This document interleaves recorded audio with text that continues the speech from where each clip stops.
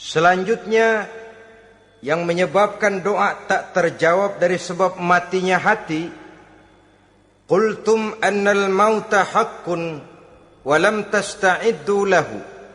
Kamu berkata, kamu yakin bahwa mati adalah sesuatu yang benar, tapi kamu tidak pernah punya persiapan untuk mati.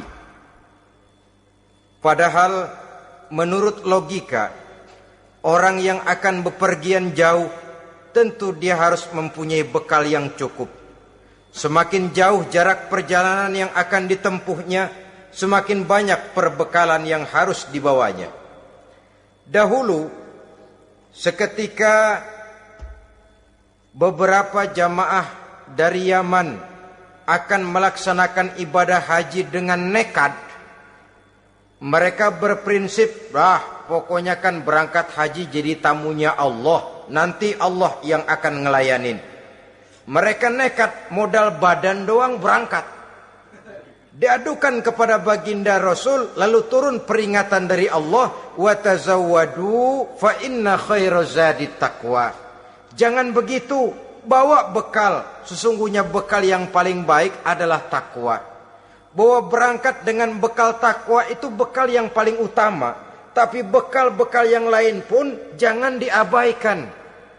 Kalau kita akan berangkat untuk tujuan yang baik, bekal yang paling utama memang takwa. Tapi tidak berarti harus mengabaikan bekal-bekal yang lain. Begitulah, semakin jauh perjalanan yang akan kita tempuh, semakin banyak bekal yang harus kita hadapi. Kalau saudara mau pergi ke Surabaya, tidak membawa bekal kemudian berani berangkat, rasanya sih saya pikir itu bukan berani, nekat namanya. Sama saja orang belum pernah sembahyang mati, nekat tuh orang, berani amat. Belum berbuat kebaikan barang sedikit pun sudah mati, nekat namanya itu. Sama saja tadi, nggak bawa bekal apa-apa berangkat ke Surabaya. Sampai Surabaya belum tentu, sengsara udah jelas. Belum punya bekal yang baik sudah mati. Sampai ke surga belum tentu, tapi kebelangsak dan sengsara rasa-rasanya pasti itu. Oleh karena itu, kalau kita yakin mati sesuatu yang benar, sesuatu yang pasti datang menimpa, maka hendaklah kita mempersiapkan bekal. Kemudian idda'aitumun najata minan nar wa ramaitum fiha anfusakum. Kamu memproklamirkan diri ingin selamat dari neraka, tapi kamu lemparkan dirimu ke dalam neraka. Bagaimanapun bajingannya bajingan, kalau ditanya ente mau masuk neraka enggak? Jawabannya pasti enggak. Itu pasti. Perbuatannya sendiri yang melemparkan dirinya ke dalam neraka. Membiarkan dirinya berlarut-larut, bertimbun-timbun dalam dosa dan kesalahan. Dan tidak akan ada niatan untuk memperbaiki diri. Hanyut di meja judi, habis ditelan minuman keras, fitnah sana, fitnah sini, hasud sana, hasud sini. Padahal mulutnya ingin selamat dari neraka, perbuatannya malah melemparkan dirinya ke dalam api neraka. Tidak ada orang yang lebih sayang kepada diri kita selain kita sendiri. Dan menyayangi diri itu tidak cuma dengan memandikannya sehari 3 kali, memakaikannya parfum dengan segala macam merek, memakai sabun yang wangi-wangi, minyak yang harum-harum. Lebih daripada itu, jaga dan sayangi diri. Jangan jatuhkan dia ke dalam perbuatan-perbuatan yang bisa menjerumuskan diri itu ke dalam neraka. Kemudian disambung oleh Imam Al-Faqih Abu Lais yang menyebabkan doa tidak terjawab karena hati mati. Idda'aitum dukhulal jannah walam ta'malu laha. Kamu ingin masuk surga, tapi kamu berat mengamalkan perbuatan yang bisa menyampaikan kamu ke surga. Semua kita kalau ditanya, mau masuk surga? Mau. Tapi jarang yang berlomba melakukan perbuatan-perbuatan yang bisa menyampaikan kita ke surga. Kemudian yang terakhir kata Imam Al-Faqih Abu Lais, dafantum mautakum walam ta'tabiru laha. Kamu menguburkan orang yang mati di antara kamu, tapi kamu tidak bisa mengambil iktibar, tidak bisa mengambil pelajaran dari mayit yang jenazah yang kau kuburkan itu. Mestinya kan nguburin orang tuh membuat sadar. Iya, kalau sekarang saya baringkan di liang lahat, menghadap ke arah kiblat, bantalnya tanah, setelah itu ditutup dengan papan, lalu ditimbun dengan tanah. Iya, sekarang giliran dia, giliran saya, entah besok, lusa, bulan depan, tahun depan, tapi pasti mengubur mayat, mengubur jenazah, tapi tidak bisa mengambil iktibar dari yang dilaksanakannya itu. Ini merupakan penyakit-penyakit batin yang merupakan handicap, yang menimbulkan jarak antara kita dengan Allah Subhanahu wa ta'ala. Pantas kalau itu semua ada pada diri kita, hati jadi mati. Dari hati yang mati, doa tidak akan tembus. Kita tidak lagi akan diperdulikan oleh Allah Subhanahu wa ta'ala. Dan itu sekali lagi kemalangan yang terbesar dalam kehidupan kita. Bagaimana jalan keluarnya? Pertama, memperbaiki batin kita, menyelamatkan diri daripada penyakit-penyakit yang bisa mematikan hati seperti yang sudah saya sebutkan tadi. Yang kedua, berdoa dengan adab, sehingga tata cara di dalam kita bermohon kepada Allah Subhanahu wa ta'ala dibicarakan secara khusus oleh Al-Imamul Ghazali dalam kitab Ihya beliau yang disebut adabud doa. Adab di dalam kita melaksanakan doa kepada Allah Subhanahu wa ta'ala. Setelah batin ini bersih dari penyakit-penyakit hati yang bisa menyebabkan hati jadi mati, berdoalah kita kepada Allah. Bagaimana adabnya? Kata Imamul Ghazali rahimahullah, yang pertama hendaklah ia di dalam berdoa itu memilih waktu yang mulia. Minal awqatis syarifah, kata beliau. Memilih waktu-waktu yang punya nilai mulia. Ramadan dalam 1 tahun,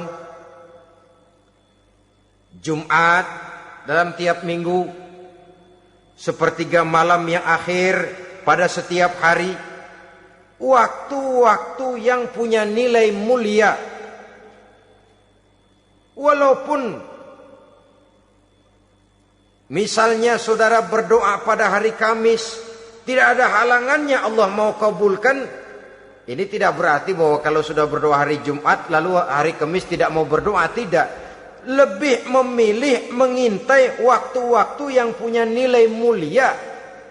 Lailatul Qadar sekali dalam setahun. Waktu-waktu yang punya nilai mulia. Logikanya begini, saudara-saudara. Kalau kita datang ke rumah seseorang, tujuan utama kita minjem duit, yang paling pertama kita perhitungkan tanggal berapa nih?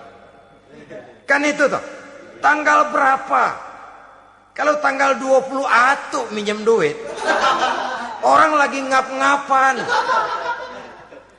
boro-boro dia bisa minjemin, dia sendiri mungkin lagi pusing. Kita lebih dulu kita amatin tanggal berapa nih? Yang enak sore apa siang? Jam 2. Jam 2 dia baru pulang dari kantor, tapi giliran tidur. Kalau dia tidur dibangunin, datang mau minjem duit, kagak dimaki-maki sudah kebagusan deh. Kan kita lihat waktunya, timingnya kata orang sekarang. Tanggal berapa, sore apa malam, apalagi gulem apa terang bulan. Itu semua sudah kita atur sedemikian rupa, memilih waktu. Yang kedua kata Imamul Ghazali, memilih keadaan yang istimewa. Kalau tadi soal waktu, yang kedua soal keadaan. Ada situasi-situasi di mana doa itu diijabah oleh Allah Subhanahu wa taala. Di antaranya kata Imam Abi Hurairah, "Inda zahfi sufuf fi sabilillah." Pada waktu mengatur barisan perang membela agama, di situ doa kabul. Inda nuzulil ghais, ketika turun gerimis, di situ doa makbul. Inda iqamis shalah, ketika salat mau didirikan, riwayat lain bainal azan wal iqamah, antara azan dan qomat, di situ doa makbul. Itu memilih keadaan-keadaan. Kemudian yang ketiga, kata beliau, berdoa menghadap kiblat. Ya, apa kalau doa madhab mudik Tuhan gak tahu? Tahu. Tuhan gak dengar? Dengar, cuma lebih etis. Lebih etis kalau kita berdoa menghadap ke arah kiblat. Saudara-saudara kaum muslimin rahimakumullah. Yang keempat, hifdzus saut, menyederhanakan suara. Tidak terlalu keras, juga tidak terdengar orang lain, apalagi kalau doa kita diaminkan oleh orang lain.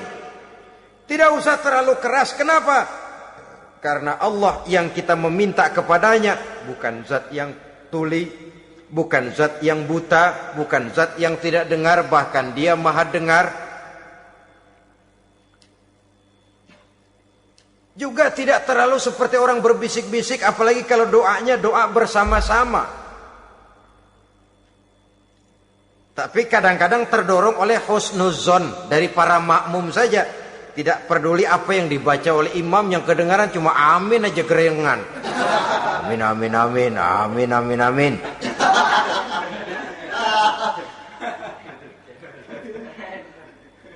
Juga tidak terlalu keras. Seperti orang berdoa, seperti orang pidato.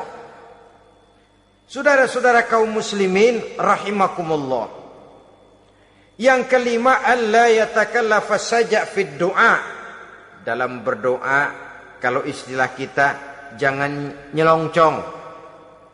Sajak sujak ini menunjukkan sikap berani kepada Allah. Misalnya ada orang berdoa, ya Allah ampunilah saya kalau engkau mau. Kalau Allah mau, kasihanilah saya ya Allah kalau engkau mau. Itu doa orang songong. Atau sama saja, ya Allah berilah saya rezeki dikit aja. Emang kenapa pakai begitu?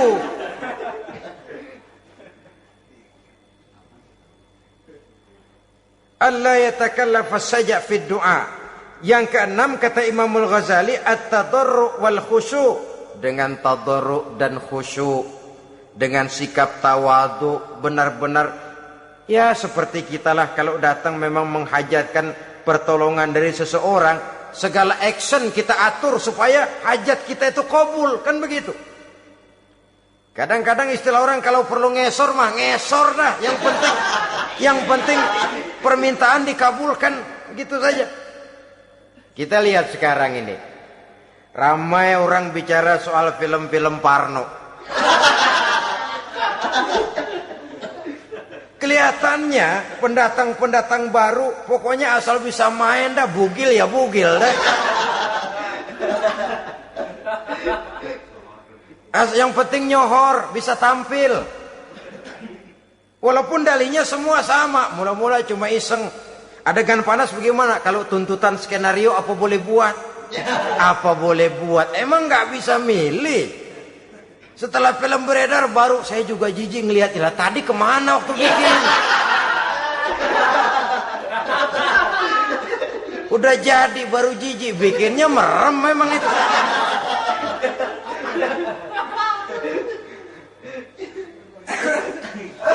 Tapi ada satu analogi, asal bisa main, asal bisa tampil di layar, apa saja jadi taruhan sudah. Bugil ya bugil dah, nggak soal dah. Pokoknya bisa main, tampil, nyohor, masuk koran.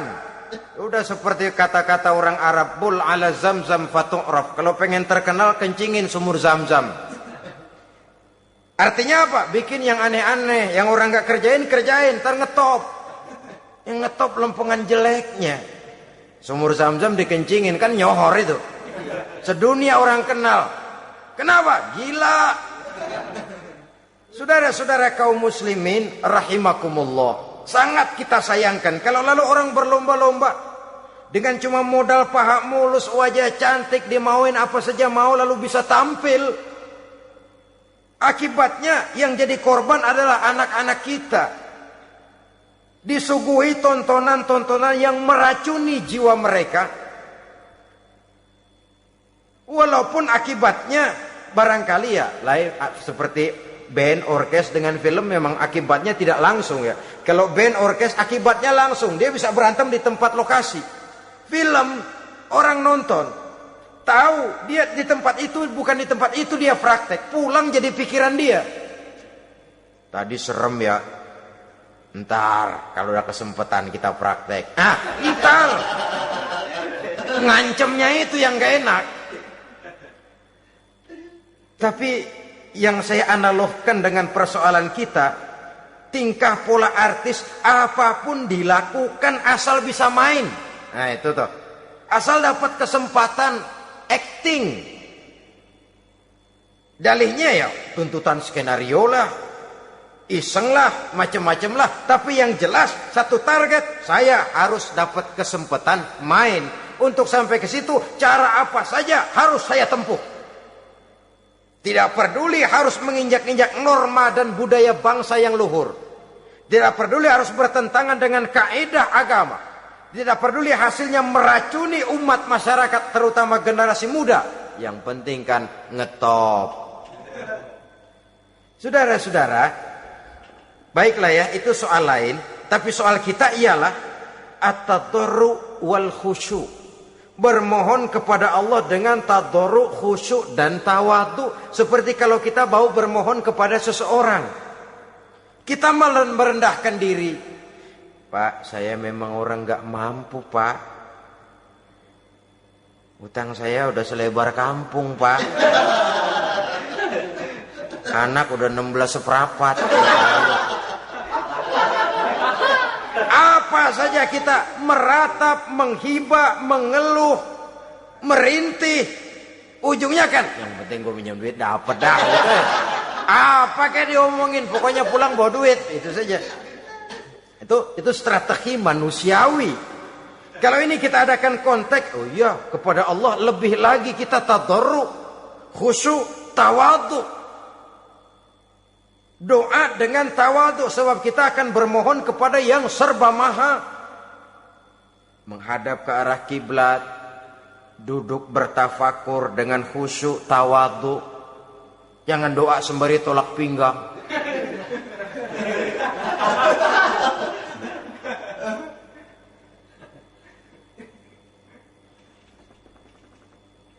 Yang ketujuh kata Imamul Ghazali, ayyujzimad du'a wa yuqina bil ijabah. Hendaknya dia menjazamkan doanya itu dan yakin bahwa doanya akan dikabulkan oleh Allah. Sebab kata Nabi, innallaha la yaqbalu du'aan min qalbin ghafilin lahin. Allah subhanahu wa ta'ala tidak akan menerima doa dari hati yang lalai dan main-main. Doa ke orang ogah-ogahan.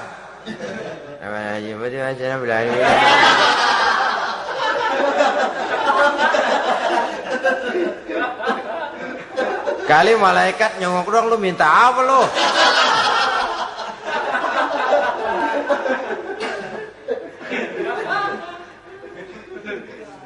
Seperti tadi itu, kita datang mau minjem duit sama orang, ngomongnya ogah-ogahan. Minjem duitnya dikasih syukur, enggak ya udah. Ya enggak dah, enggak dikasih sudah. Kenapa? Mintanya begitu. Enggak serius dan enggak yakin bahwa doanya akan dikabulkan. Kalau kita sudah punya keyakinan, jangan-jangan doa saya enggak diterima Allah. Enggak. Kata Allah, ana inda zanni abdi bi. Aku sih bagaimana menurut sangka hambaku kepadaku saja. Kalau sangkanya baik, aku baik. Kalau sangkanya doanya dikabulkan, aku kabulkan. So itu doa harus dengan pasti dan harus dengan yakin doa itu akan dikabulkan dan meluruskan harapan, membenarkan cita-cita, meluruskan maksud apabila doa itu dikabulkan oleh Allah Subhanahu wa taala. Saudara-saudara, oleh karenanya jangan doa setengah hati. Jangan berdoa sambil main-main. Apalagi menghadap kiblat dengan dua tangan terangkat sebagaimana dicontohkan oleh Rasulullah sallallahu alaihi wasallam. Bahwa berdoa tanpa mengangkat kedua tangan pun Allah tahu. Allah dengar. Tapi kelihatannya kurang serius. Seolah-olah terserah ada Tuhan mau dikasih ya kasih, enggak ya udah. Seolah-olah kita tidak serius dalam berdoa. Kemudian yang berikutnya kata Imamul Ghazali, ayyaftatahad du'a bi zikrillah fala yabda'u bisu'al. Hendaknya dia mulai berdoa itu dengan menyebut nama Allah, berzikir kepada Allah, fala yabda'u bisu'al, jangan langsung memulai dengan permintaan. Ini tata krama etisnya. Sama juga orang kirim surat, salam sejahtera kami haturkan, padahal mah nggak ada itu juga nggak apa-apa. Itu kan maksud mukaddimah saja. Besar harapan kami semoga Bapak dan sekeluarga di sini pun berada dalam keadaan sehat walafiat.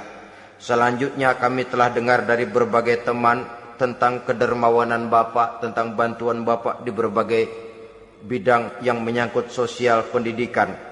Sehubungan dengan itu maka kami bermaksud mengajukan permohonan. Baru masuk itu mah 15 kalimat kesonoin, urusan lain. Intinya sehubungan dengan itu kami bermaksud memohon kepada Bapak. Kita mulai, salam sejahtera kami haturkan, bersama ini pula kami, macam-macam lah. Sama juga seperti tadi itu. Kita datang mau minjem duit. Datang karena kita tahu datang habis bulan. Malam terang bulan. Udaranya sejuk. Ngobrol lah kita. Dapat teh. Apa kabar Pak? Baik. Aduh Bapak sih, untung dah Pak. Kayak pemurah lagi. Saya tahu Bapak banyak nyumbang di mana-mana. Di Angon aja tuh orang di Angon.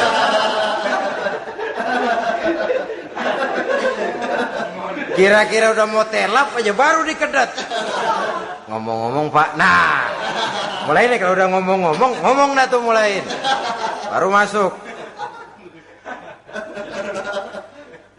Jadi etisnya berdoa itu dimulai dengan zikrullah. Karena itu umumnya dimulai dengan Alhamdulillahi Rabbil Alamin. Kita puji dulu Allah. Alhamdulillahi Rabbil Alamin. Hamda yuwafi ni'amahu wa yukafi'u mazidah. Kita puji dulu Allah. Seperti orang tadilah. Kita puji dulu kebaikannya. Walaupun pada akhirnya kita minjem duitnya. Ya, sebenarnya Allah nggak perlu dipuji toh. Dipuji atau tidak Allah tetap termulia. Ini etis manusia. Allah tidak berharap untuk dipuji oleh manusia. Allah tidak untung seluruh alam memujinya. Manusia mau memuji atau tidak itu urusan manusia sendiri. Allah tidak minta untuk dipuji. Allah juga tidak gila kepada pujian. Kalau kita memulai doa dengan pujian, etis kita kepada Allah Subhanahu wa taala di dalam kita bermohon kepadanya. Saudara-saudara kaum muslimin rahimakumullah. Kemudian menyesuaikan doa dengan kondisi. Ini termasuk syarat batin ya, taubat, waraddul mazalim kata Imam Ghazali, menolak segala macam kezoliman. Artinya kalau berdoa itu tahu diri. Kalau gaji kita sebulan 700 atau 800 900 ribu, berdoa minta rezeki 1 juta, itu tahu diri namanya. Kan cuman kurang 100 ribu. Ya, kalau kerja kagak minta gajian 1 juta. Pengen doa dikabulkan, rasanya secara etis nggak tahu diri orang berdoa seperti itu. Orang datang mau minta duit, mau pinjam duit kepada kita, kan kita lihat kira-kira mampu ngembaliin nggak nih orang. Kita lihat, kita evaluasi kemungkinannya. Lalu si yang minjem tentu tahu diri. Kalau memang kekuatannya ngembaliin tidak seperti kekuatannya mulangin, hendaknya dia timbang rasa. Begitu juga kepada kita etisnya kepada Allah Subhanahu wa ta'ala. Tahu diri, menyesuaikan doa dengan keadaan.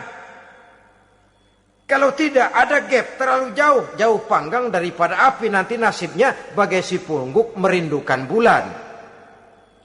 Apabila adab-adab di dalam berdoa ini kita perhatikan, sejak dia dari adab yang zahir sampai kepada adab yang batin, kemudian penyakit-penyakit yang membuat hati itu jadi mati, maka insya Allah doa kita dijabah oleh Allah Subhanahu wa ta'ala. Dalam Al-Baqarah ayat 186, Allah Subhanahu wa ta'ala menjelaskan, wa iza sa'alaka ibadi anni fa inni qarib ujibu da'watad da'i iza da'ani falyastajibu li wal yu'minu bi la'allahum yarshudun. Apabila hambaku bertanya kepadamu Muhammad tentang aku, kata Allah, fa inni qarib, katakan kepadanya, aku dekat sekali dengan mereka. Ujibu da'watad da'i iza da'ani, aku akan jawab, aku kabulkan permohonan orang-orang yang berdoa kepadaku. Falyastajibu li wal yu'minu bi, maka hendaknya mereka juga menjawab panggilanku atas dasar iman kepadaku. La'allahum yarshudun, semoga dengan ini mereka kelak mendapat petunjuk.